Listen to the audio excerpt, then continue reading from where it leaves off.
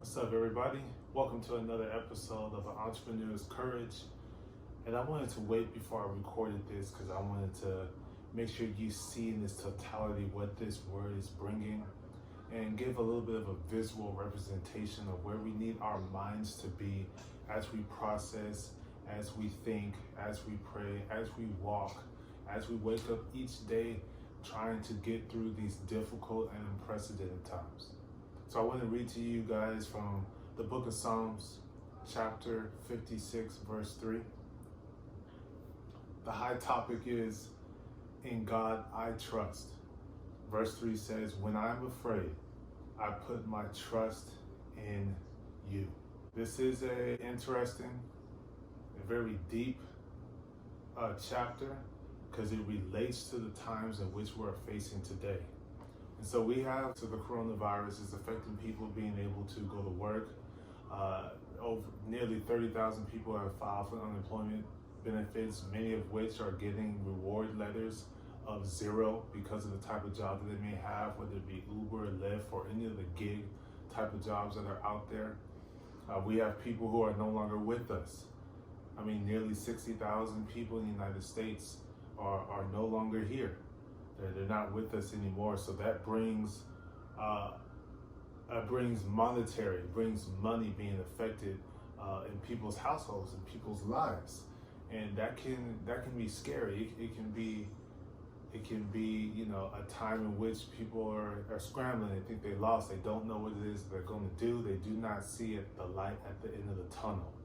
This backdrop that I have today is full of darkness, and a lot of us are faced with dark times. We do not know when the light will come. We do not know when that sun will shine and we'll get back to some semblance of normality, of normalcy in the United States of America. But we are all afraid.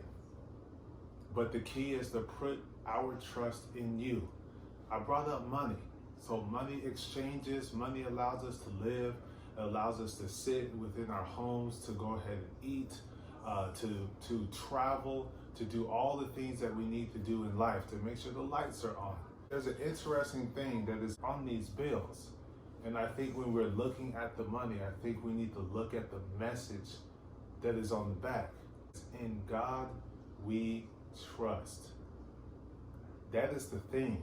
That is the message we need to have instilled in our hearts and in our soul, that in God we must trust. We cannot rely on the thoughts, on the ambitions, on the intellect, on men, because men they deprive themselves of common sense. They walk in ignorance at times. Then they say certain things that do not make sense to any of us at all. They lack tenderness. They lack intelligence. They lack the ability to empathize with each other's, with our neighbors. And so we need to focus therein on the lights rather than the darkness and the intellect of humans, and put our faith in the Master that provides us with tenderness, that provides us with the knowledge that is in the Word to give us a direction, to not be in a position of peril, but being in a position of sustenance and the ability to keep pressing on, because He is the provider, He is the protector, He guards our hearts, our minds, our souls. But though fear in our hearts, even though there is fear in our minds, we must understand there's nothing like having faith. All you need is the faith of a mustard seed, and that will dissolve. That pushes away the darkness and brings into the light. You have a new mentality. You have a new thought. You are reborn. And you're full of the light. You're full of the Spirit, because it removes all of that doubt. It removes all of the mind running to the left, running into the darkness, not knowing where to turn or where to go, because you're worried. You're worried about these times. These times are what they are. And they're giving us the ability to sit in this season, in this position, in this moment, and start to realize what it matters. That the things that you were once able to do, who was the one who gave you the ability? They gave you the time to be able to do those things.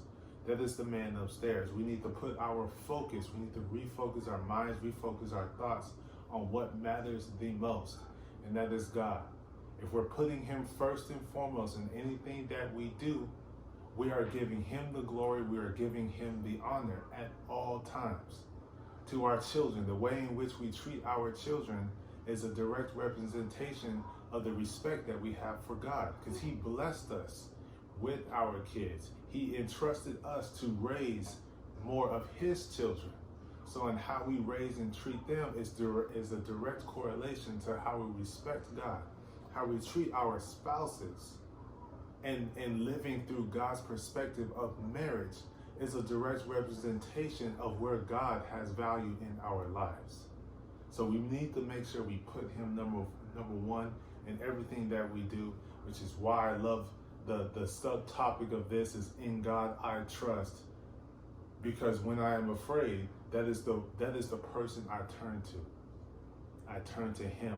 In everything I do, I want him to direct my path so I continue to live my life purposed in his direction.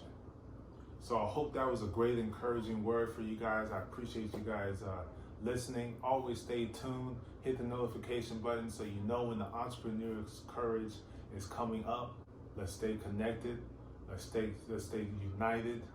Let's put an increase in our trust and faithfulness in God, and he will ensure our cup overflows with blessings so we can do what it is we do for our families. The overflow we pass on to thy neighbor.